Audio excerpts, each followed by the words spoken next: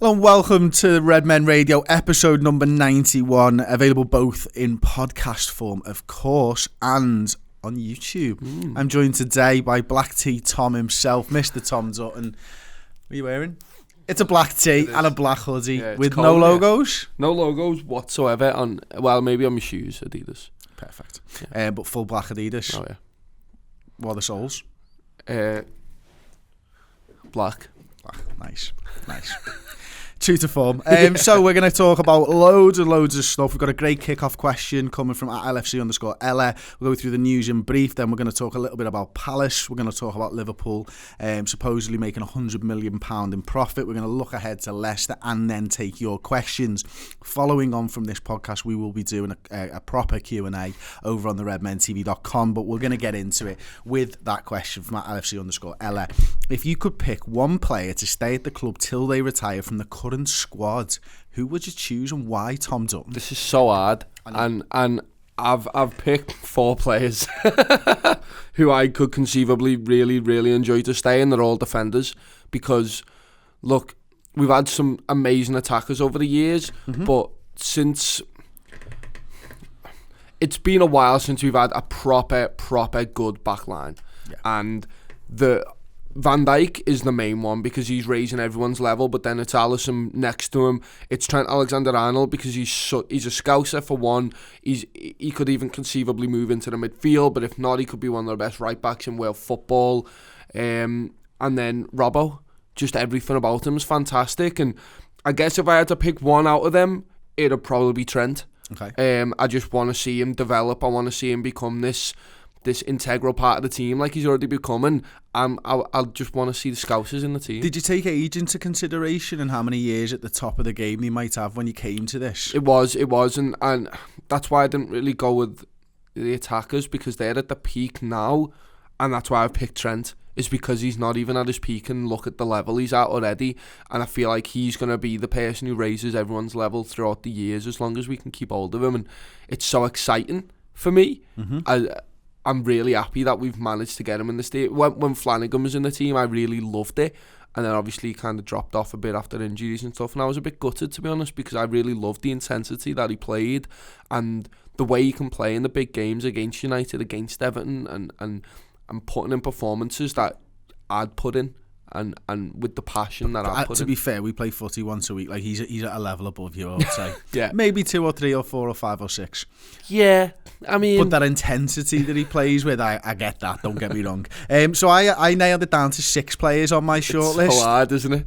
I had Van Dijk, Salah, Robbo, Trent, Gomez, and Alisson. Oh, Gomez is a shout. And I think Van Dijk's 27, so I'm saying that he's got 5 years left at the peak of his powers.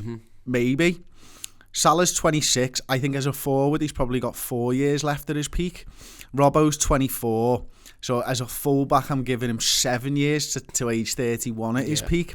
Trent's 20, so I've give Robbo till 31. I'm going to give Trent 11 years. Yeah.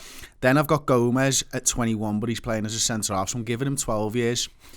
Because I've given Van Dijk that. Yeah. And I've got Alisson at 26, so I'm giving him 9 years at his peak, maybe longer. So I considered those factors. Right, I'm going to take Van Dijk out of it because I don't think 5 years is good enough. No. I'm going to take Salah out of it because 4 years at his peak probably isn't good enough. And the fact that we've had good centre-backs and strikers down the years. So we're looking at Premier League era, and you can think of Robbie Fowler, Michael Owen, Fernando Torres, Luis Suarez, Mo Salah. We've been able to cast aside forwards, as it were, and find other number 9s that have been just as good.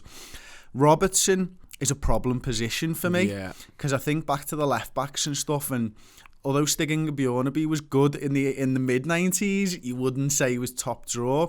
Then you got Risa, who, listen, loads of Liverpool fans loved Risa. Love him. I didn't think he was very good.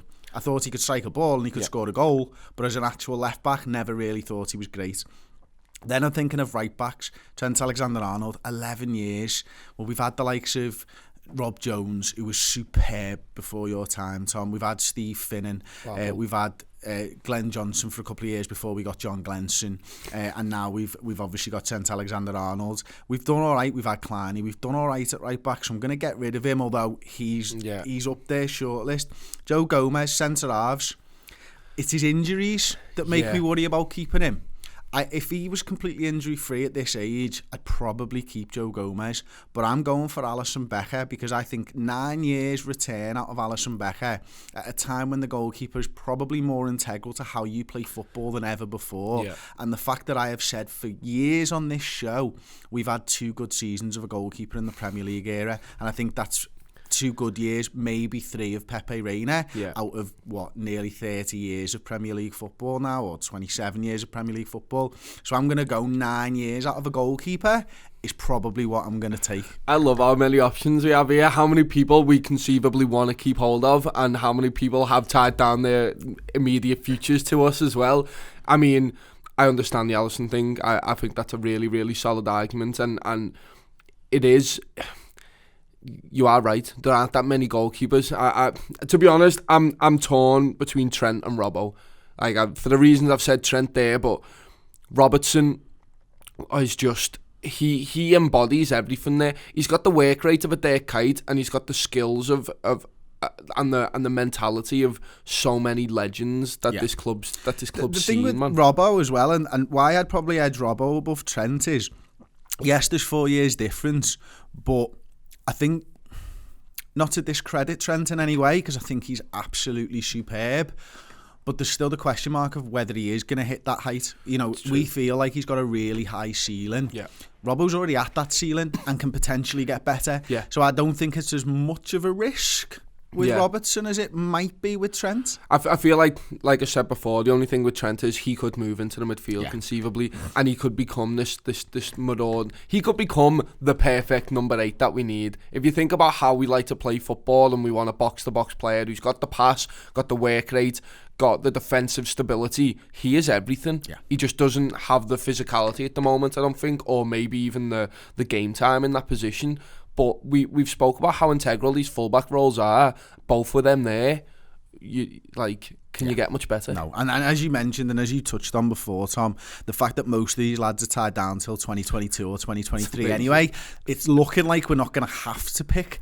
You know, it's looking like we're going to have 9 of our first teamers nailed down for the next 5 years anyway. And if they grow and they get better together, then I'm not sure I know the limits of this side at the moment. And a lot of that will depend on how we go on in the Premier League title race this season, because I think if we win it this season, we can kick on again. And you wonder whether they'll be able to react to heartbreak. They've reacted pretty well to heartbreak in the Champions League last season. Yeah. It might just spare them on next season. So we've probably done a little bit too much on the opening question, but thank you, that was brilliant. Yeah. If you're watching on YouTube, let us know in the comment section who you would pick as that one player to stay at your club until they retire. And let me know on Twitter at Mr. Bloodred, at the Redmen TV, if you're listening on podcast. So we'll get into the news in brief then. First off, Buvas has finally left Liverpool. You know, he went out, was it the week before the Roma semi-final? Yeah. He went on some kind of gardening leave, or there was issues, and he wasn't with Liverpool at the end of last season. He's now left by mutual consent, Tom.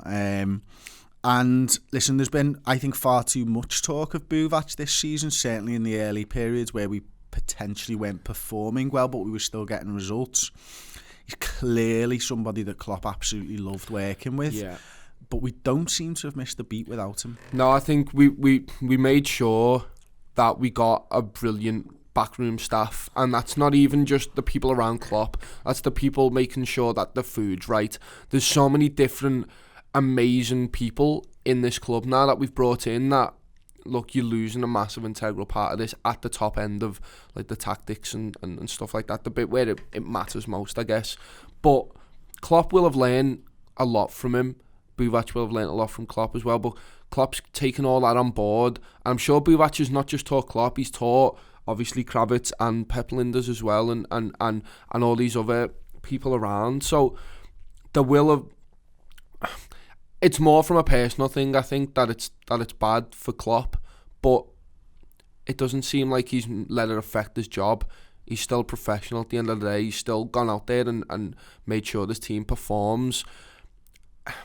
I just don't think it's a big deal. No, nor do I, to be honest, Tom. And maybe that's because we don't see the inner workings of the club. True, yeah. Maybe it could have been a really difficult obstacle to overcome, and Klopp's had to work incredibly hard to carry on without his mate. But again, it comes back to that. We don't know the ins and outs of the workings of this squad and this management team, so we can only base it on results on the field. And quite frankly, the results on the field have been better. Yeah. So I think we're in probably, with the information available to us, we're making a decent fist of what's happened. Linders, Pep Linders and Peter Kravitz have now been named officially assistant manager. If you check the LFC website, both of them have the title assistant manager. Brilliant. And I think that's great. And I was worried for Kravitz that Linders would get the job solely because Kravitz has been there since the beginning with Klopp, and you could imagine that if Linders is the man to get the assistant manager job and Kravitz continues in his first team coach role or whatever, that could be a problem down the line.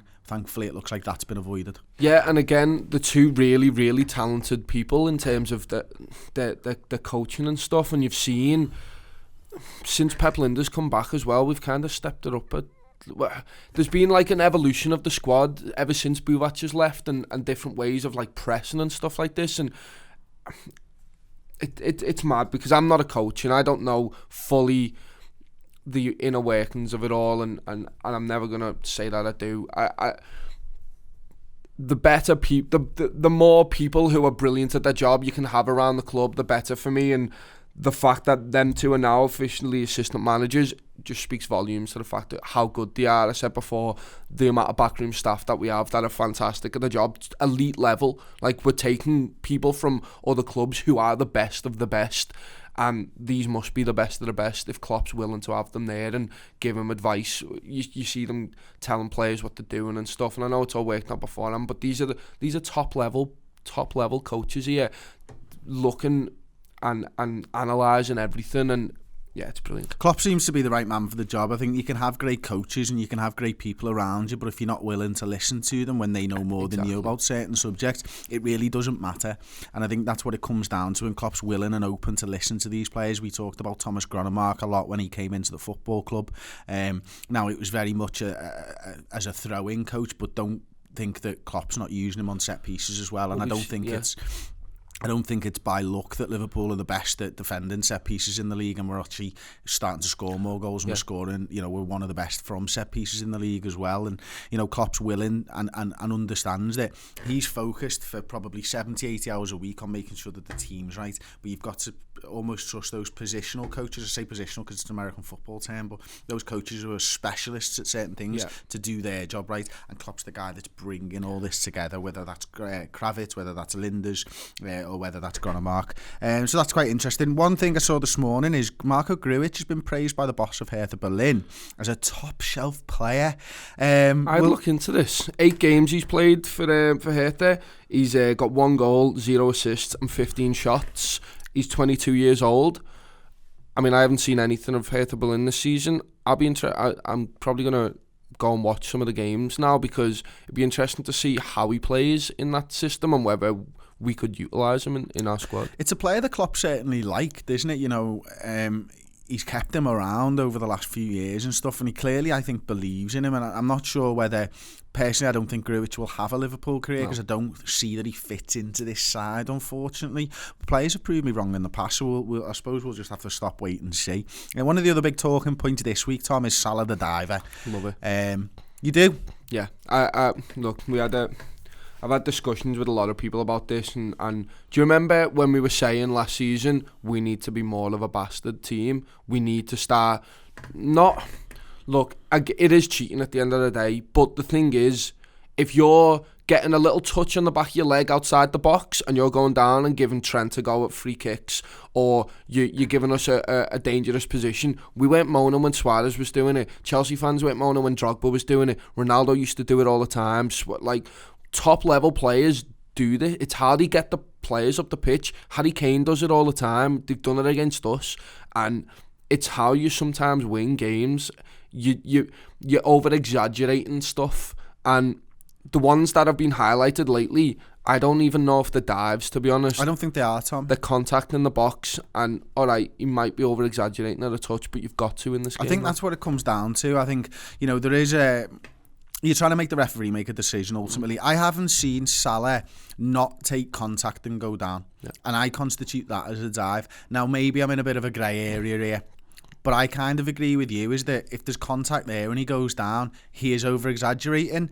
But I don't see that as a pure dive, no, quite frankly. And I'm kind of happy that all the chat is about this, because it takes the focus away from how good Liverpool have been. And if players start to question whether to tackle Mo Salah in the box, then that might be that half a second that he needs to get a shot off, and that can only work in Liverpool's favour as well. Well, if you look at Eden Hazard, and no one wants to touch him in the box, and that's when he's the best. You know, when he's on top form and you're watching Eden Hazard and everyone's like, oh, he's the best player in the world again.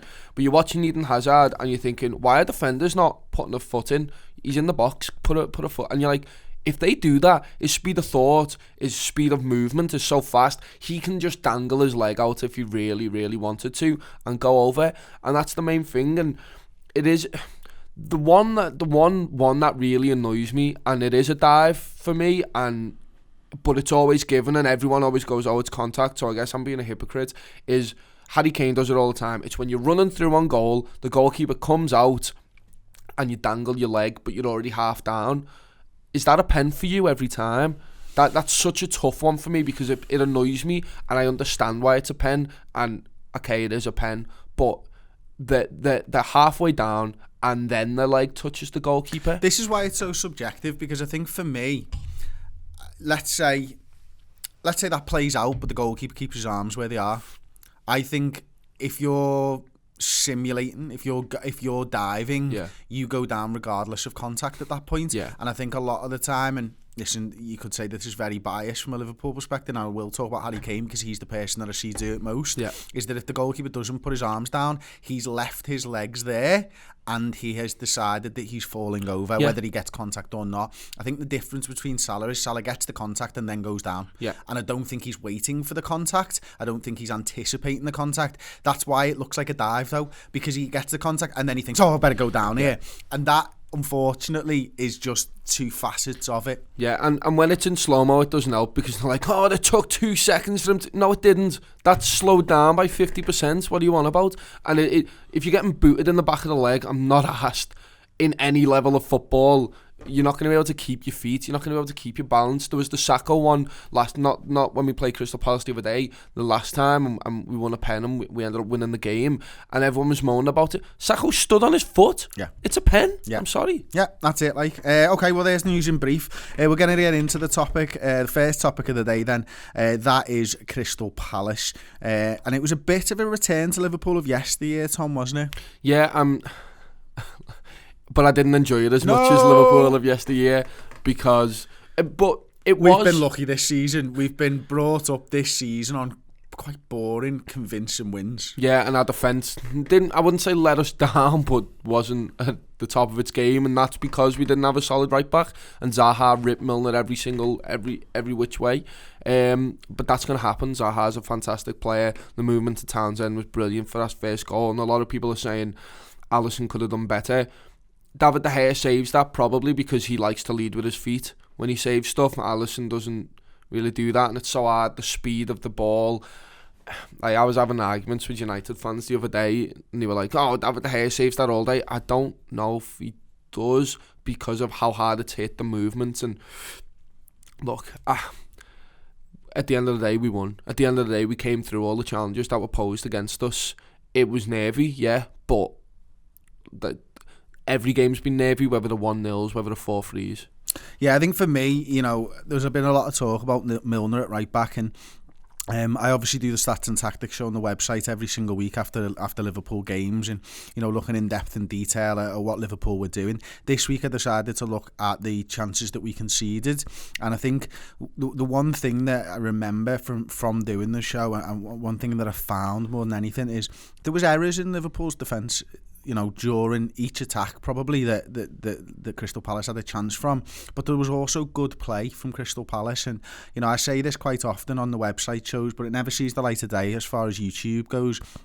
I truly believe sometimes that we're too harsh on players. Yeah. I think sometimes it's very easy with, as you mentioned before, slow-mos and action replays and all that type of stuff to look back at things, and you see Gary Neville doing it, and I do it on the Stats and Tactics show, and Jamie Carragher does it, where they go, he should be here and there. This is a game of football played at fucking 100 miles an hour in the Premier League at the top level with top draw players. Yeah. Your decision making is important. It's massively important, which is why when you don't make the best decision possible, you end up conceding.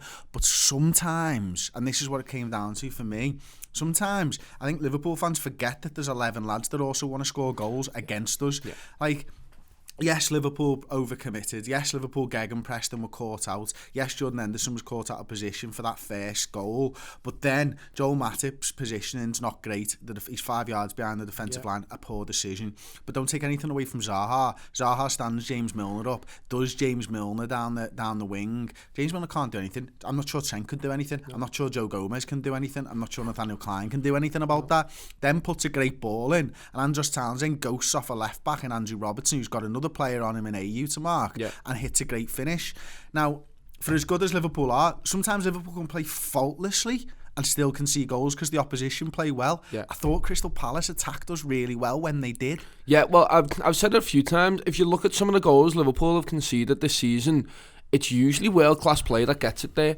We don't concede many chances in games. Yeah, we conceded 3 goals the other day and probably conceded the most chances for a long time. Maybe Man City, I'm not sure. Yeah, but it was only 9 shots from Crystal Palace on the day. 3 on target, 3 off target, 3 blocked. You've got to be top draw to get past this Liverpool side, and this was a Liverpool side not even at its best. Fabinho nearly blocks that shot from Townsend as well. He's very, very close to getting there. I'm not too worried about it. In terms blip of more than definitely a regression. Definitely. I mean, I don't want to see us concede that many goals ever again this season, and I don't think we will, because we've been really, really consistent at that.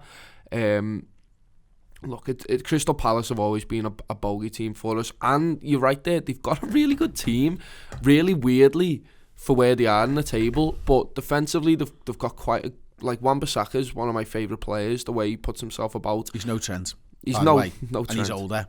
Yeah.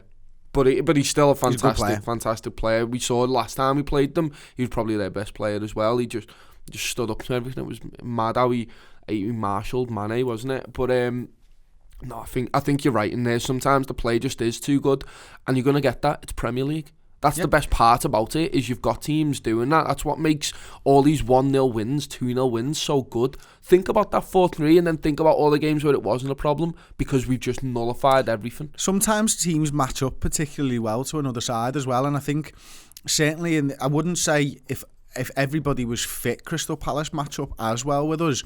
But when you've got issues at right back and their best player plays left wing... Yeah.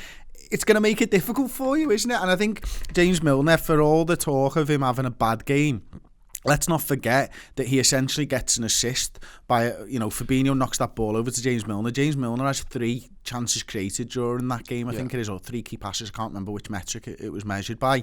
He did very well going the other way. And I think sometimes we're too quick to go, well, Trent's not here, let's put Gomez in, he's good defensively. Let's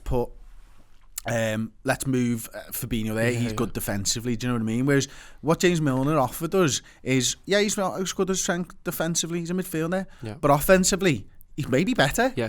And I think that's something that gets overlooked, is how important he was to us winning the game and scoring goals. You've seen, not even for Liverpool, I remember when I was watching him for Man City and you're seeing that overlap run, and you were thinking... Him and Zabaleta used to tear us in your arsehole every game. They were unbelievable at it, and he's doing it for us now, and you're right, I think the attacking side, you need to be able to have that fullback who does that, because it's such a massive facet of our game. It's that diagonal ball over to your fullback, pushing their wingers back.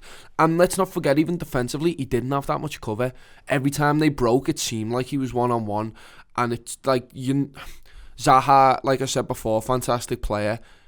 Think about how many times Salah's just ripped the man with his raw pace and speed of thought. And we're like, oh yeah, Salah's just that good. We don't ever think about the defender. Exactly. You just go, yeah, he's that good. That's why we've scored. Andros Townsend ghosts across and gets free on the penalty spot. If Salah, if that's Salah or that's Bobby Firmino, that's elite movement. It's striker's mentality. He's found the space in the box. And just Townsend, we're looking for someone to blame. Yeah. And it's mad that it's mad like. But even then, look, there were mistakes made in there. Good, we'll learn from them. We will. We talked about the coaches before. They'll have analysed that thoroughly and gone, what have you done there? Why is that not... Why, Jordan? I get that was your pressing trigger, but why have you done that? Don't do that next time. Your attackers, you were all behind the ball, or in front... behind the ball. Why were you there? Be smarter with your pressing. In this position, if the player's that good, because it was fantastic play, I can't remember who had the ball in the midfield. That is so calm and collected to just go, oh, there's my ball, done. And it seemed like he even waited. He knew Jordan Henderson coming out. I don't think he did, but it happened. And I think it was brilliant. And you've mentioned about some of the positives that came out of the game, and let's be honest, we won. We got 3 points. That makes a massive difference. You just use that paper to wipe up that coffee, Tom. Yeah, good one, mate. And finish it off so you don't spill it again. Are you going to go for the wipe with your arm next? Maybe pick your nose while you're here. Unintentionally, I will do. Yeah. Okay, sounds. Yeah. I think one of the main positives for me is the fact that, this Liverpool side has got a never say die attitude. This Liverpool side doesn't know when it's beaten, as evidenced by Everton, as evidenced by Chelsea with Daniel Sturridge, as evidenced by this Crystal Palace game. But also, the fact is, the front three stepped up when the defence needed them to, and it's been the other way around this season. Yeah. But we were able to, all three of them on the score sheet. We scored 4 goals in 45 minutes, and we had to. Yeah. And they were good goals. Yeah. Think about the goals that we scored. It's nice to look at everyone. Yeah, but that Bobby Firmino one, I'm sorry, that ball into feet, and then, that's bad defensively from them. They need to get out to him faster and be right on his back, stop him turning, because it's Bobby Firmino in the box. But him again having the presence of mind to just turn it and play and score. That ball by Fabinho, that seems like a signature move now. Is that inch perfect ball, and you have the brilliant run up the side. And then that Mane one, if you think about the throw from Alisson, even though Alisson might not have had a fantastic game, that throw is unbelievable. The tenaciousness. Yeah, no, forget about that. The tenaciousness from Robertson to keep that ball in play. Then Mane, after being quite frustrating all game, it has to be said, and you're thinking, just play it off this time, lad. You've had a few... Oh no, you've finished it. You've sorted the game for us. We can all relax and then concede the third. Okay, sorted. Some of the goals there were fantastic, like you say, and I'm never worried anymore, Chris. Liverpool have got 3 players in the top 10 goal scorers in the Premier League. We're the only side with 3 players in there.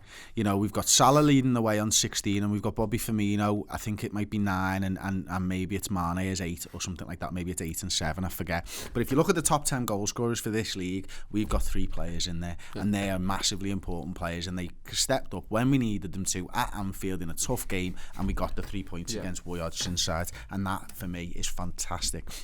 Before we get into the second big topic of the day, which we'll be talking about Liverpool making a net profit of €100 million, I just want to plug the Around the League podcast. It's something we do on the Redmen TV every single week, where this is a look at, this is Steve Hoare and Ross Chanley talking about the rest of the league. And I think sometimes we're so focused on Liverpool, it's a really cool podcast, and if you enjoy videos or podcasts about from a biased Liverpool perspective, this is the podcast for you. He's come under loads of scrutiny for this, because I part of me I like the ballsy approach and the honesty of him, which I think he's had credit for. Bit like Bielsa, really. He's kind of torn opinion.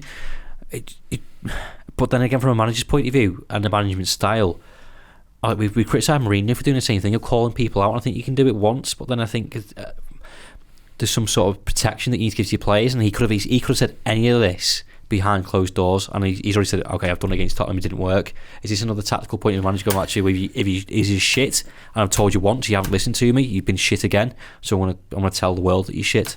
Yeah. Or is that covering his own back? Yeah, honestly, there's so much to unravel. First of all, he's paid handsomely by Chelsea to motivate his players. Yeah. So firstly, that's on him. Yeah. If your players aren't motivated, are they players who can't be motivated? Well, I disagree, because I've seen them win stuff. This group of players have won stuff. Yeah, they've won the Premier League. And they've won, they've done well internationally as well, a lot of them. So they aren't players who are immune to being motivated. So that's partly on him. So there you go, check that out, redmentv.com, £5 per month.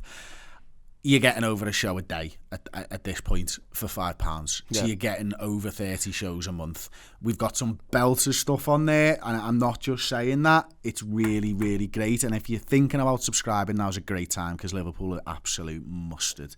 So we're going to talk Liverpool making a net profit, and what does this mean? So we had a question from our Facebook subscribers group. Anybody who subscribes to Redmen TV gets entry into this Facebook group. We talk with them all the time about improvements for the channel, about all kinds of stuff. It's a really cool little community we've got going on. So Brody Kieran said, thoughts on Liverpool reportedly achieving a net profit of 100 million in 2018 and what you think this means for future investment in the squad. And this is the financial year ending, it will be the end of March 2018. So Liverpool are going to be the first side, they reckon, who have ever posted a profit of 100 million euros or above. Mad. The next highest is Leicester, who made about 91 million euros after they won the league. Now, this in large part, this is down to 81 million euros of Champions League money, the 130 million pounds for the Coutinho sale. But in that time, Tom, we also bought Virgil van Dijk, Mo Salah, Andy Robertson and Oxlade-Chamberlain, and we're still able to post a profit of around 100 million. So first off, it's great. Yeah. It's fantastic that we're able to keep improving the side and make a humongous profit, the biggest that any football club will have ever made in any league in the world. It's mad to me, that, yeah. But also the fact that we're able to invest in the squad, improve everything on the pitch, improve stuff off the pitch as well. So I'll ask you Brody's question again. What does this mean for the future investment in the club? Well, it's mad because you think about some of our dealings recently, and you're looking at players that we've sold, and you're like, how much did we get for that man? How much have we got for that man? We posed a question about Grujic before, saying how much would you sell him for? I think Sai said 5, and then he went, oh, but you wouldn't be surprised if it was 15, because we're getting this value out of players now. We're not being swindled. We're literally going, this is the price for them, pay it. And I think that's the main thing for me, is we're never gonna, like Emre Can. All right, but he wanted to force the move. He left on a free.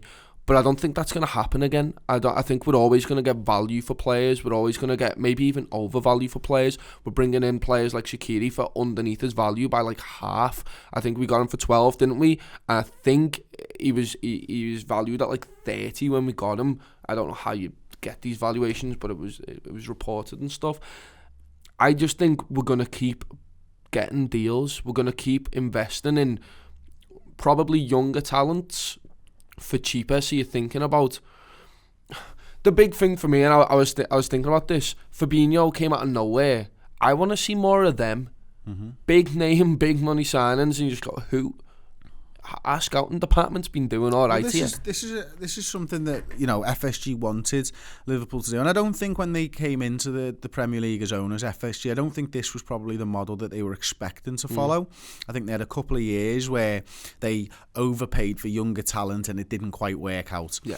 And I think what they've realised now is there's that middle bracket of age players, probably between 22 and 25, which is where we're shopping more and more, rather than the, let's say, 17 to 21 bracket. Yeah. And I think there's just a little more, it's not as much of a risk to shop in the age bracket that we're shopping in, but you can still get value down the line if you want to. So what I mean by that is, you know, you're not spending 20 million on a young talent who's 19 years old who may or may not make it. It's more of a set at the ages of the players that we're buying, and it's probably not as much of an adaptation period for them to get into the side. But what we're still able to do is hold value and get value from our younger players. And one of the things that I think about, Tom, and I don't know whether this has any effect on the books, but it's an interesting thought that I had the other day. Right, when we value a young player, say they've played for Liverpool for 4 or 5 years, what do you think goes into the valuation of that player? Well, it's got to be performances that they've put in for us, first and foremost. You'd think it's a lot of work. It depends on what age they're at, but it depends a lot on the coaches and just being like, what potential did I have here? Why? What part of this squad can they be a role in for me? So here's the thought that I had. Liverpool have got, let's say by comparison to Oxford, right? Liverpool have got more coaches. loads more coaches and loads more players and loads more time going into those players. Now, if you're buying cheese, right, bear with me on this one. I like cheese, yeah. Cheese is good. Yeah. One of the most expensive cheeses that you get readily available is Parmesan cheese. And do you know why Parmesan's more expensive than your normal cheddar? Go on. Because it's kept for longer. It has more work. It's kept in a controlled environment for a bare minimum of 2 years, with the lighting at a certain thing and the temperature at a certain thing, and it has to be checked on all the time by members of staff. So the reason that per kilo Parmesan is more expensive than cheddar, it takes longer to do. Your electricity is going to be longer. You're funding these machines and all this type of stuff. You buy a young player at Liverpool and you have them for 5 years. There is a lot of money that's gone into making that player the person that he is. It can't just be based upon what his potential is. Yeah. You've got to get your money back for what's gone into that player. You buy a player from Oxford, yes, his value might be similar, but they might not have had the coaching and the level of expertise gone into that player to make him the player that he is. I think that's got something to do with it as well, you know. All you've got I don't know how I got onto cheese there. All you've got me thinking about is now which academy players or which types of cheese. That's all I can think of right now. No, I think that's a massive thing, and I think you're right then, because I think, how much did we get for Jordan Ibe? 16, 15 mil? I think it was, and 6 for Adam, what's your name, the left back, which is unbelievable. And then you're bringing in players for less. It makes sense, because you are putting in. Think of the level of coaching as well. Not even like how long they've been coached. It is the level and stuff. I think another big thing for me is the type of players that we're bringing in. I mean that in terms of, look at Oxlade-Chamberlain. He wanted more game time, and he wanted to be, I guess, loved at a club, and we just went, yeah, we'll get him. And I think we would have had problems with doing that in the past, but they trust Klopp now, and I think that's a massive thing. They trust that, we want someone. It's the reason why we didn't spunk loads of money on someone not Virgil van Dijk. It's one of them where we're being smart about it. And I think that's, in terms of answering this question, the future, we're going to be a lot smarter. We're going to invest in the right players, whether that is a lot of money, because look, values are going up massively, but if we bring in a player, it's going to be the right player. Fabinho, 50 mil, the exact right player. Look at how he's playing now. I don't think the money matters to Liverpool anymore, and that is the thing that I like more than anything else, is that Robertson was identified as a player that would suit our system. Yeah. It didn't matter that he was 8 million, or it wouldn't have mattered if he was 80 million. I think the player would have been bought regardless. Yeah. And you can look at that with Virgil van Dijk. There was cheaper options out there. You know, we could have signed a player for 20 million, Michael Keane, for example, but he wouldn't have been the right player. No. You know what I mean? And that's what Liverpool have been getting better and better at. And I think the other thing is, it shows you how good the coaching at Liverpool is, because Coutinho's not a worse player because he's playing with the Barcelona players. Coutinho was a better player because he was at Liverpool with a coach that knew how to get the best out of him. Yeah. And I think that's what we've got at the moment. And I think that's why I'm not worried about Liverpool selling players and them going on and setting the world alight anymore, because I actually think that Klopp's getting the best out of all the players in the squad. I'd agree with that. I mean, there's a few, it's a shame, there's a few that have gone out, and I know there's questions later out where we talk about this. There's a few that have gone out where you're thinking, if only we had them now, because Klopp could develop them even more.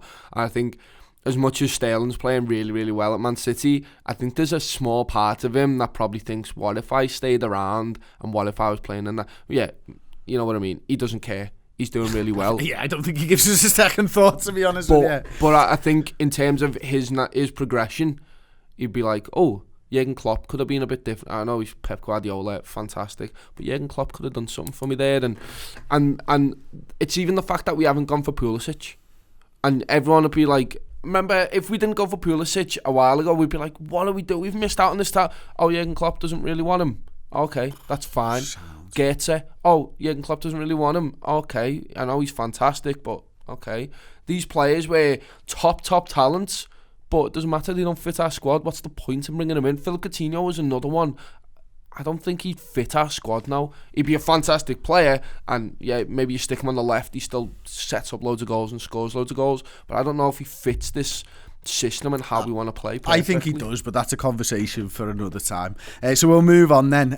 Let's go to Leicester. A little look ahead. It's a few days until we play Leicester. Obviously, it's not this weekend, it's midweek. We know that James Milner's going to be banned for that game. We're not sure whether Trent's going to be fit. We're not sure whether Joe Gomez is going to be fit. I think if Joe Gomez is fit, he comes into the side. I think Yeah. would we both agree with that one? Let's work it on the basis that he's not, and we're not saying that he will or won't be fit. We're just, for the sake of this segment, we're saying that he's not fit. Who do you put in at right back? So Trent is miles away, I think. Really? I don't think there's a chance. See, your options really are Fabinho, Camacho, Keanu Hoover. It's Camacho then. He's a right back. Okay. As much as it's a really tough one. We brought him on the other day. He was on the bench for a reason. I think you've got to. I don't think you play Fabinho there. I think, and it's weird because we're talking about the attack and stuff. We spoke about Milner before. Can Fabinho do the attack? Will we just have to kind of shift it to a back three like we have seen sometimes, and then let Robbo just maraud up that left hand side? But we just don't seem to do that. I really feel like we need that attacking outlet on that side. Especially, look, Leicester might come out at us and they will be targeting that side. But as long as we can get the cover in midfield, which is going to be a tough thing to do because we saw it against Palace, it was tough. But as long as we can keep that cover in the midfield and then let Camacho go up and pin a few wingers back, I think that's got to be what it is for me. Okay. I don't know. Question following on from that before I give you my answer. In fact, I won't ask you the straight up question because I'm leading a little touch here. Mm-hmm. One of the reasons I think that Shaqiri didn't play at the weekend, and again, no one's talking about this, is because we had no cover. Yeah. Right. And I think that Mane does a better job than Shaqiri at tracking back, and I think that's why Mane played right wing, and I think that's why Shaqiri goes out and Keita comes into the side. I don't think it's a Keita for Shaqiri thing. I think it was a Milner's playing. Let's get Mane ahead of him. Yeah. And again, I've not heard people talk about that for some reason, but I think if you play Camacho, you definitely can't play Shaqiri ahead of him. No. I think you play Fabinho, to be honest with you, at right back. And the reason is, I think back to that Wolves game and how out of position he was, because Camacho's not a right back. He's just not. He's a right winger, you know what I mean? And, he might be converting to a right back, but I think his first instinct is to bomb forward. So for me, I think if Wijnaldum is fit, that's the big key. That is if you can play Henderson and Wijnaldum in the middle of the park, I think you're sound. And I think Fabinho moves to right back. If Wijnaldum's not fit, which he should be, then you're going to have to play. I think you might have to play a three at the back if Camacho's playing. I don't think Liverpool are going to play three at the back. No, I don't think so. Look, it's one of them. I wouldn't be adverse to Fabinho playing there, and that's the best thing about him, how versatile he is. If he hadn't played centre-back at Wolves, and then the subsequent game afterwards that I can't remember, but if he hadn't played centre-back, if he hadn't played centre-back for them 2 games, I'd be like, But then I've looked at him and been like, oh, he's fine. To be honest, what I'll probably do to ease my nerves is watch him do it for Brazil. Yeah. And I'll just go, okay, how is he doing this? How is he playing there? The coaching staff again will know exactly how he plays, exactly how to tailor this system to make sure that he gets as much cover there as possible. I wouldn't have a problem with that at all. And that's the best thing, is we have these many options. I really do think that Gomez will be back, and I think Gomez will play, to be honest with you. Just because that would be great. That would set my mind at ease regardless. Yeah. Okay. One thing I want to talk about is Naby's form, and there's a question from Lil Halliby. Do you think there's a possibility that Naby Keita will be sold in the summer? Let's talk a little bit about that while we talk about Naby Keita's form and whether he should maybe start at Leicester, Tom. So I'll start with this one. Do I think there's a possibility that Naby will be sold in the summer? No, I don't think there's a possibility. I don't think Klopp buys a player to give them just a few opportunities to show their worth. I think he has to do better when he's given the opportunity and he's given that chance to shine. But I don't feel like we're just gonna. This wasn't. You don't wait 12 months for a guy to wait, to see them play for 9 months and then get rid of them. There's something there with Naby Keita. It's not working at the moment. I think that's more the system that we're playing, and his adaptability between systems, which is why he's not playing at the moment. I think he maybe learned that 4-3-3. He's now struggling in training, maybe in the 4-2-3-1, and I think there's a trust issue. And when you're going for a league title, unfortunately, you can't afford to blood many players in the centre of the park if you're not 100% comfortable, because teams will hurt you. Yeah, I think that's the main thing. It looks like we've bought him for that 4-3-3, that more central role, And it's only like when we've played the 4-2-2 with Shaqiri on the right and him on the left, and that allows him to kind of tuck in and let the fullbacks go. He seemed a tiny bit better. I think against Bayern Munich, he'll probably play and we'll play a 4-3-3, and then we'll be able to see a bit more of that. We saw it against West Ham, the first game of the season, when you give him a bit of space to run into and the runners in front of him, he's fantastic. He's never getting sold. There's no chance, because would you have sold Robbo? You know what I mean? Are you starting to be concerned about his form at all? Because I think, we can say he's not getting sold in the summer, but I think there are legitimate concerns. Yeah, he didn't play well the other day at all. He wasn't garbage. He does get an assist, but I mean, he just plays into Bobby's feet and Bobby's just the rest. He doesn't do anything magical. He didn't do enough for me. But you can, like you said there, he has something. He's got that spark. He can beat a man with ease. It's mad how easy he can beat a man. I think it's going to take him a while to adapt to the Premier League. You can see this. It was that Napoli game, and him and Trent were pretty poor on that right hand side, and you were like, every time lose the ball, and you're like, I think he just needs to be a bit more confident on the ball, trusting himself, trusting his teammates, and he's going to become some player. I really do believe it. And we talked about coaching, and I've said we've talked about coaching so many times in this podcast, but we have the coaches there that will train him up. They can make any player work in the system, I think, and he's got the raw natural talent. He's got the ability. Like you say, we haven't waited on him for that long to get rid of him, and if we can give him a bit of a more central role, but that's the problem, you're not taking Firmino out of that 10. You can't, because it's clicking now. You just can't do that. We need to work out a system where we can get him in that a tandem in the midfield, whether that be the 2-8s, whether that be the 2-6s, kind of like why we play the 4-2-3-1. Yeah, we will work something out, and he will come good. Yeah, I think that's right. I am concerned about his form though. I think I've not been impressed with him. Concerned in what way though? Concerned in how long it's going to take. Okay. Because I'm not seeing an improvement, quite frankly. I think he's stalled at the moment, and again, I'm not worried. I think Liverpool will get the best out of him eventually, but I think it's in.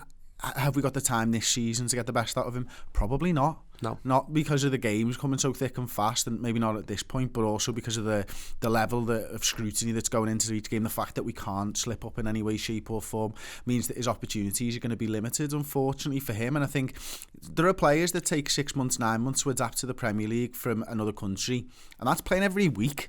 He's not even getting to do that. He's getting 20 minutes at times and the occasional start every 6 to 8 weeks. And that's why I'm concerned, is that I'm not sure we've got the game time for him to go and improve so far this season. Yeah. But then equally, it could just click one day and then you might see him make a massive difference towards the end of the season. Question for you then. Oxlade-Chamberlain comes back. Yeah. In this 4-2-3-1 system, where does he play? Probably the 10. But that's off the top of my head. But then are you taking Bobby out of there? And that, you're taking Bobby out and putting Oxlade-Chamberlain in a 10, and you think he'll do a better job than Bobby? No, but I think Salah will do a better job from the right than Shaqiri. Yeah. So Firmino goes in the 9. I think he might go back to 4-3-3, but that's the thing. Yeah. So, and because they're similar types of players in terms of bridging that gap, aren't they, of the midfield and the attack.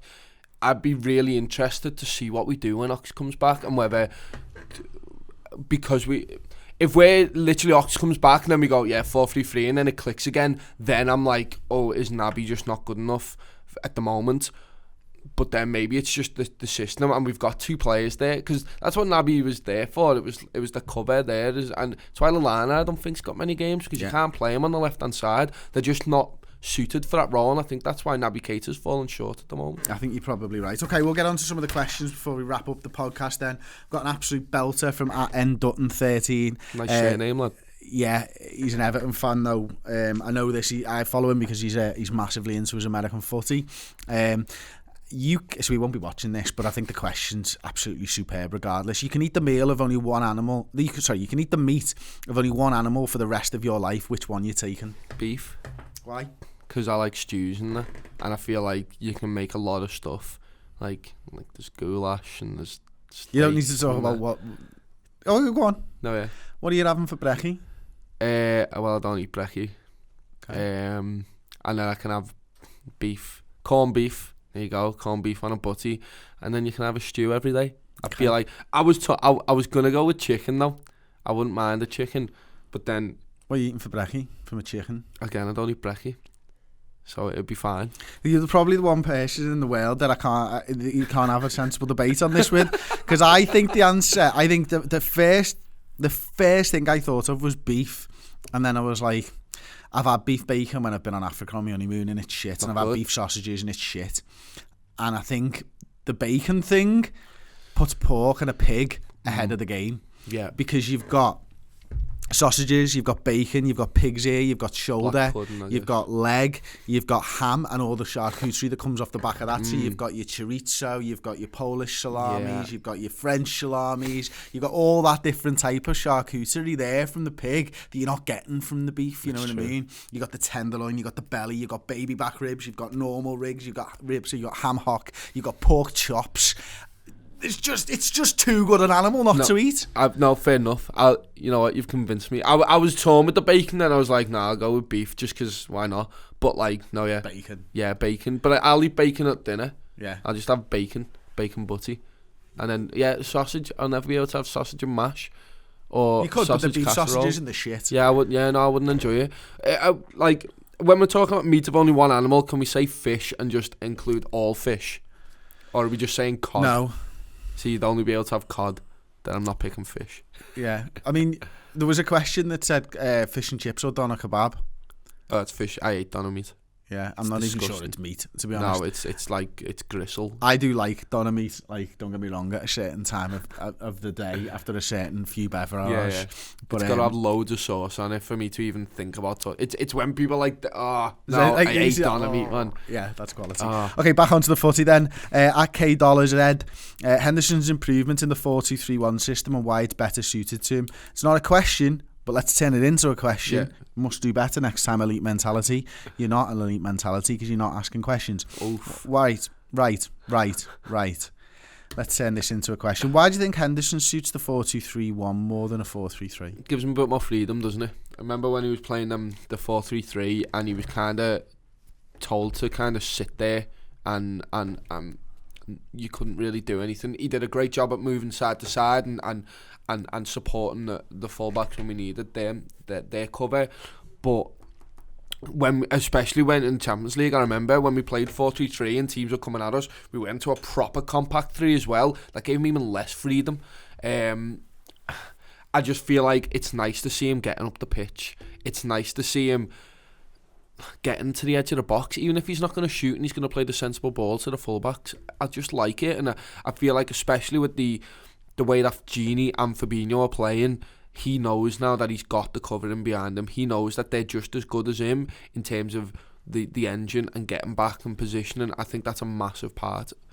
I think you're right. I think if you think of it like, for me, the answer is as simple as this, and maybe it's not simple because I don't think I ever think things through like normal people. My brain works in different ways, I think. Right. I think, like, you know, when you're looking at a Pro Evolution stat chart and you know you've got that little thing. Yeah. I think when he plays the 4-3-3, he's only got a little bit of his game available to him. Yeah. And I think actually the stuff that he's better at, he's not able to do in the 4-3-3. So his like attacking, his through balls and his forward passes and all that, he just gets to use that part of his stats more. You know what I mean? No, but I think he's got such an engine as well. Like, not many midfielders have that engine where he can just get up and down and up and down. And yes, he might run in a funny way sometimes, but he gets there. Sometimes, you know what I mean? It's all the time. All the time. I think the one of the things I love about Henderson's game, and look, every midfielder does it, but he just does it. He plays for Liverpool. I love watching him do it. Is when he gets his head down, he knows he needs to get there, and he's full sprinting, getting back, and you're like, that's desire there, and that's what he's in the team for. He's not in the team for his intricate 1-2s in and around the box. He's in the team to get goal side of a man, stand him up, and maybe get beaten on occasion. Right. But he gets there, and he puts in the shift, and it allows him to get further up the pitch to do that press, and that's a massive facet of his game. The season is. They give it to the centre defensive mid, And then Hendo's there for some reason because the press is so high. Hendo's there, bang, into him. And then we have 4 men who the ball can drop to. The second ball, bang, and then we're in the third. And that's down to Jordan Henderson being really, really smart with his pressing. But then with this system being allowed to do it further up the pitch. Because he's got someone in behind. And I think you're right there, Tom. And listen, I think it's obvious everybody who's listened or watched this show over the years knows that most of us do like Jordan Henderson. If you want to see a little bit more debate around Jordan Henderson, you want to see a little bit more perspective of it, there's a video titled Salah Man of the Match from the Crystal Palace videos where I spoke to 2 people outside of the game who really don't like Jordan Henderson. If you want to see both sides of the debate, then please go and check that one out as well. The other one, the stat show you did the other week, was fantastic, man. Thanks, mate. Really, really good. But, don't even remember it. But genuinely, if you want to know why Jordan Henderson is good in that role and you want the numbers to back it up, watch that stat show. Was it for Brighton, was it? I think so, yeah. Henderson is a beast was maybe the title. Fantastic, man. It put into perspective everything that... When you want the ammunition, when people are giving you stuff and saying Jordan Henderson's not good, watch that and you'll get all the ammunition you need to give it Excellent. back. High praise, thanks Tom. At Tizza14, with Van Dijk suspended for the first leg against Bayern, do we just bring in an alternative and play the same, or do we need to consider a tactical change also, such as playing a bit deeper? Do you want to start this? Yeah, I think it's as simple as we play exactly the same way that we've been playing all season. I think, I feel more comfortable making tactical changes when your leaders are on the field. Yep. The people that you trust more than anybody else, the likes of Virgil van Dijk, James Milner, Jordan Henderson, Roberto Firmino. I think you take a massive leader off in Virgil van Dijk and then ask a team to play in a different way. I think you're asking for trouble, quite frankly. Yeah, no, I definitely agree with that. And I figure we've got the cover there to be able to... As long as Joe Gomez comes back, the same player as he was. Dejan Lovren, Joel Matip, there's all players there. And look, they're not going to be as good as Virgil van Dijk, but they'll know the system in and out. Yeah. They'll know exactly how we're meant to set up for every set piece. The best thing about Virgil van Dijk is he never stops shouting and he never stops leading the team. Even with the midfielders, he tells the midfielders where to play the ball loads of times. He's like, there's the pass, like he's playing it himself. And that'll be the one thing we miss in terms of the structure and everything. I don't think it'll be too different.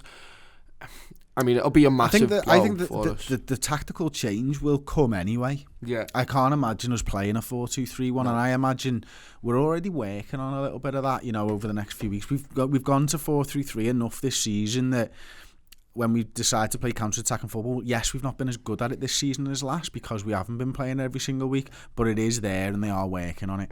Their wingers are fantastic, Bayern's wingers. You've got to have that, and I think that's why we'll go back to the 4-3-3, and I think it'll be Henderson and I think Milner will be on the left-hand side of that midfield just because he's so good at covering that left-back position when Robbo goes up, and Henderson can get over it and then put Fabinho in that home role, and we'll, like I said before, they'll just be really tight. For Genie. I'd love to see Genie in there, and if it was going to be Genie, he'd be in there for Milner. Okay, interesting. Yeah. We'll discuss that as we get closer to the game. Of course, we're still a ways out from that one. Got a couple more to go. Ben Pescod says, question for the next podcast. Which 3 players would you take back that we've sold in the last 8 years? Sterling. Yeah. Off the bat. Pepe Reina. Interesting. And it was between Luis Suarez and Emre Can, but it's Luis Suarez. Okay. I went Sterling. Yeah. Suarez. Yeah. Coutinho. You got Coutinho. Damn straight. Think of our squad with them 3 players in. Unbelievable. Genuinely unbelievable. The cover. If you think about what City are doing, bringing Mahrez in, they don't skip a beat. Fantastic. Emre Can, I would like to see him back in Liverpool's midfield. I really enjoyed him. I didn't consider Emre Can, and I remembered him. Yeah. It wasn't an oversight. Yeah. I just, you know what it is? And maybe it's not Chan's fault, maybe it's mine. I think I might have just got a little bit bored of Emre Can. No, it's fair. There was just moments in his game where he was imperious in that midfield. You're watching him and he's like, he was the one who'd slide in. He was just the no-nonsense fella sometimes, but he still had that attacking flair up front. Do you think he'd fit a 4-2-3-1? I think he'd be fantastic in it.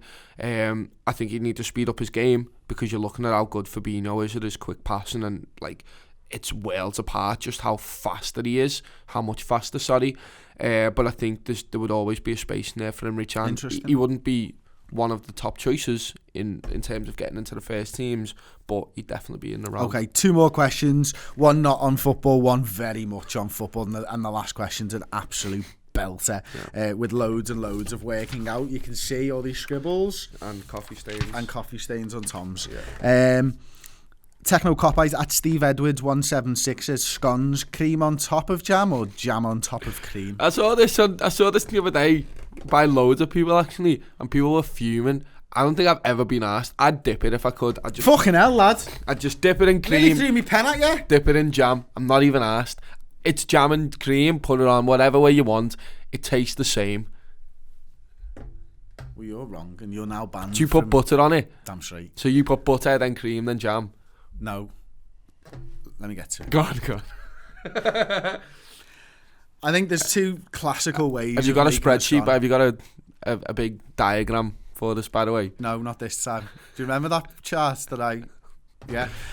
So, there's 2 classical ways of doing the scone, isn't there? What? What, jam and cream, then the cream Devonshire way or the Cornish way. Okay. Right? Are you Cornish all day?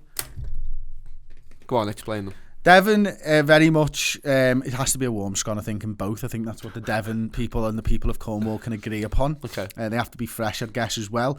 It's very much cut it in half, clotted cream on first, and then the jam. Mm-hmm. And Cornish people are very much cut it in half, jam on first, and then clotted cream. What's the difference? Ultimately, location. Yeah, okay, yeah. Right? But I think when you do it my way, which is Chris Pajak's way, Go on. It's butter, right? Already makes it better. Right? Slice it like a fucking wedge of cheese for your butty. I mean thick. Like a good 1/2 centimetre of butter. Because if you're going to do it, fucking do it, lads. Yeah. And girls, of course.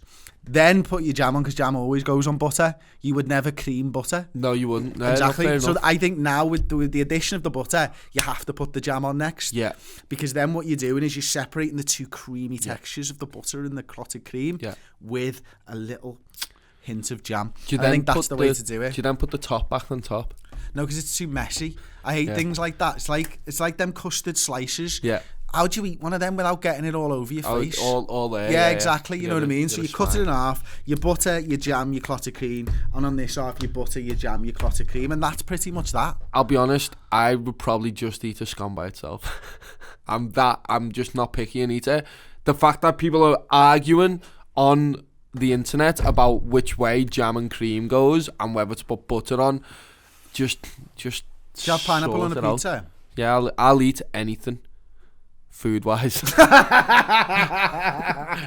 No, genuinely, I don't know. I scone by itself, sack the jam, sack the cream, not even butter. But glass of water. Like, don't get me wrong, I would eat a scone, but it would be made better with the jam and the butter and the cream, so I'd go for that. Yeah.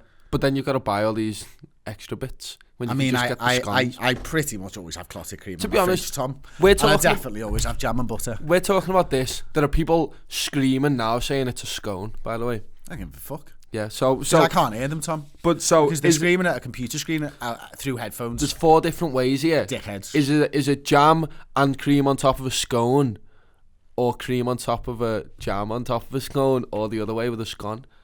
Well, it's got to be scone, because the joke is, what's the fastest cake in the world? Scone. I like that. Yeah. I'm really hungry for scones and lunch, actually. Have you had dinner today, or lunch, or breakfast? You don't have breakfast, of course. Have breakfast. Apart from the times that I see you do have breakfast. That's been a while. I mean, for someone who categorically states he doesn't have breakfast, I mean, I've seen you eat toast in the last 3 months in the morning, and I would consider that as breakfast. Well, yeah. What are you saying that is lunch?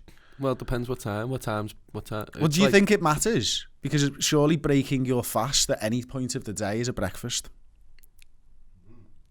Oh, first meal of the day. So I have butties for breakfast all the time. So you were saying breakfast before. I'll have beef for breakfast. Yeah. You're having beef for breakfast. Makes a change from the normal sausage you've been taking in all day and every day. Anyway, Adam Lee, LFC, make a Liverpool 11 from the Premier League era using each letter, which is fine, by the way. only once. For example, no yeah, Suarez if you have Salah. So make a Liverpool 11 from the Premier League era using each letter only once. Should we do the whole teams and then come back to it, or do you want to go position by position? I want to do the whole team, Tom, and I want to almost hear you working out as you go. Alisson, Yeah. because look, the best goalkeeper for ages, and I can kind of get away with not putting Alexander-Arnold or Alonso in there. Okay. For me. Then I went first one Virgil van Dijk. Yeah. Because fantastic. No, I did a V's. spine to start with, so I did Alisson, then Virgil, then I did Gerrard. Okay. Because obviously, then I did Mascherano because I want him in there. Then I did Firmino, and then I did Suarez. So that's me spine done. And then I obviously went left back is Robbo because you've got to. And then I looked at it and I went, right, the C's a tough one. Do I want Carragher or do I want Coutinho? I put Coutinho in there, so he's on my left hand side. And in the player that who instance, you're now putting into your Premier League all-time 11, who I didn't want back. but you didn't want back. Yeah. Okay. Yeah. And then because of that, I then put Hippier as my other centre back. Then I was like, who do I put on the right hand side? And then I just remembered Torres. Torres doesn't play on the right, but he's going on the right for me. And then I struggled with right backs because then I can't have Klein, I can't have Finnan, so I went with Babel. Okay. So in order, what's your team? Alisson, Babel, Hippier, Van Dijk, Robbo, Gerrard, Mascherano, Firmino, Torres, Suarez, Coutinho. Nice. That's a great side, and I think I had that side at one point, give or take. I think the hardest place for me is I started with Alisson and I put him down first, and then I went Steve Finnan, and then I went Van Dijk, Carragher, Robertson, and then I came to me team further down and I wanted Firmino, so I had to take Finnan out and put Rob Jones in. Yeah. So Rob Jones or Babel, take your pick. Babel had the one season, Jones had a couple. Yeah. And I loved Rob Jones. So I've gone Jones, Van Dijk, Carragher, Robbo, because I've got another H. Okay. So I've got Gerrard and Hamann. Ooh. Right? Okay. Because I wanted Mascherano, but I also wanted Steve McManaman in the side. Okay. Okay. And I've already used my A for Alisson because I wanted an R for Robertson for Reina. Yeah. Do you know what I mean? Yeah. So this is anybody following this? So I've got Gerrard and Hamann, and I'm playing 4-2-3-1. Listen to this for a front four: Salah, Firmino, McManaman behind Fernando Torres. That's very, very good. I really no Suarez though. No Suarez because he didn't fit the system. Yeah, no, He was down there about 3 times, but in the end, because I had McManaman on the right and Barnes on the left and Suarez up top. Yeah. And then I was like, actually, if I play Salah where he gets 40 goals last season from the right hand side, Yeah. I can move McManaman over to the left as the inverted winger. Yeah. Play Firmino behind Fernando Torres, and then I thought about putting Gerrard in the 10 to get that link up with Torres. But I was like, you know what, Bobby Firmino's a clever player, and I've got Gerrard in the middle of the park, so I'm sound. So in all, Alisson, Jones, Van Dijk, Carragher, Robertson, Gerrard, Hamann, Salah, Firmino, McManaman and Torres. that's not a bad side, is It's a it? fucking fantastic We've had some team. good players in the past, Chris. We just don't have them all playing in the same fucking era. Yeah. That's been our problem. Yeah. Great for picking 11 from the Premier League era. Shit for when you want to win the league, apparently. Let us know who wins that, because I think I win that. I mean, you don't, but If them teams come up against each other, I win. Just let Chris know in the comments I win, yeah. Or leave yours in the comments if you think you can come up with something better, which you can't. Oh, challenge accepted. And everyone's just going to say that I won now because I think you can do better than Tom. Oh no, you definitely in life in general. Trust us. So I think that's the end of the show. I've seem to be very confused for only having 2 pieces of paper in my hand. Yeah. Thank you very much for listening. Thank you very much for subscribing. Leave us all your thoughts in the comment section. Don't forget to give us a 5-star rating on iTunes. We'll be back over on the website for the Q&A where we will discuss the burning questions of the day, like if you could swap a player with City, who would it be and why? Who would be the Liverpool player you want as your vicar at your wedding? If you could erase a movie, TV show from your memory completely and watch it all over again without knowing what's going to happen, what would it be? Funniest, stupidest, self-inflicted injury? What's your favourite Disney film, of course? And that be that. Thanks for watching. I'll see you next time. Ta-ra.